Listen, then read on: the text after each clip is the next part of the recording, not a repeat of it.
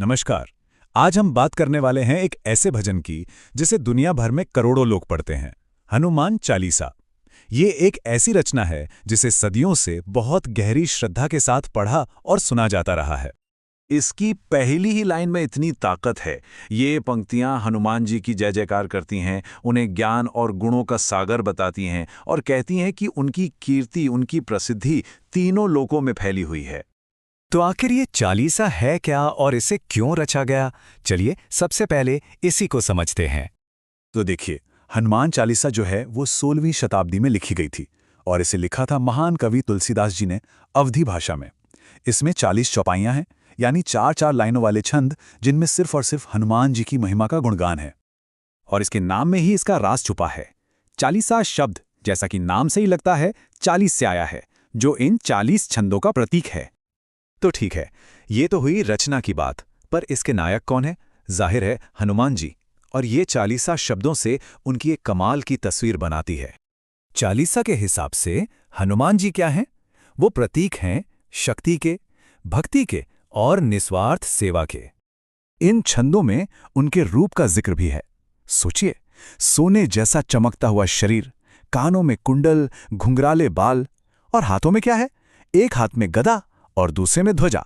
गदा मतलब शक्ति, बुराई को खत्म करने की ताकत, और ध्वजा मतलब धर्म की जीत का निशान। कंधे पर जनेऊ भी है जो उनके ज्ञान और ब्रह्मचार्य को दिखाता है। लेकिन उनकी इतनी शक्ति, इतनी ताकत, इसका सोर्स क्या है? इसका सोर्स है भगवान राम के लिए उनकी अटूट भक्ति। चालीसा की एक लाइन है, राम काज करिबे को आतुर। मतलब वो हमेशा बस राम का काम करने के लिए तैयार रहते हैं। यही उनकी सबसे बड़ी प्रेरणा है। और उनकी एक और कमाल की शक्ति थी अपना रूप बदलने की। जब लंका में सीता जी को खोजना था तो उन्होंने एकदम छोटा सा सूक्ष्म रूप धर लिया, किसी को पता भी ना चले। और जब लंका को जलाना था तब उन्होंने अपना विशाल बिकट रूप दिखाया। मतलब जैसी जरूरत वैसा रूप। तो ये तो बात हुई कि हनुमान जी कैसे हैं। अब बात करते हैं कि उन्होंने क्या क्या किया। चालीसा उनके बड़े बड़े कामों को भी याद करती है। 3 सबसे बड़े काम जो चालीसा में बताए गए हैं। पहला, एक ही छलांग में पूरा का पूरा समुद्र पार कर जाना। दूसरा, अपना विशाल रूप लेकर पूरी लंका में आग लगा देना। और तीसरा, जो शायद सबसे अद्भुत है, लक्ष्मण जी के लिए संजीवनी बूटी लाने के वास्ते पूरा का पूरा पहाड़ ही उठा लाना। तो ये तो हनुमान जी की कहानी हुई, पर जो इस चालीसा को पढ़ता है उसके लिए इसका क्या मतलब है? माना जाता है कि ये सिर्फ एक कहानी या भजन नहीं है, बल्कि ये एक तरह का, कह सकते हैं, एक आध्यात्मिक सुरक्षा कवच है। हाँ, ये सिर्फ एक कहानी नहीं है, ये एक शक्तिशाली इन्वोकेशन है, एक आह्वान जिसके पाठ से सच में फायदे होते हैं, ऐसा विश्वास है। क्या फायदे? चालीसा में ही लिखा है।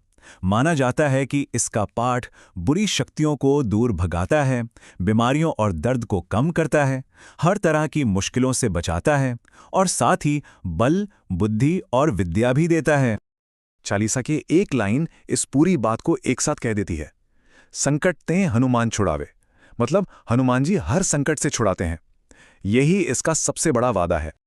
अब सवाल ये उठता है कि सदियां बीत गईं, फिर भी आज भी इस भजन में इतनी ताकत क्यों है?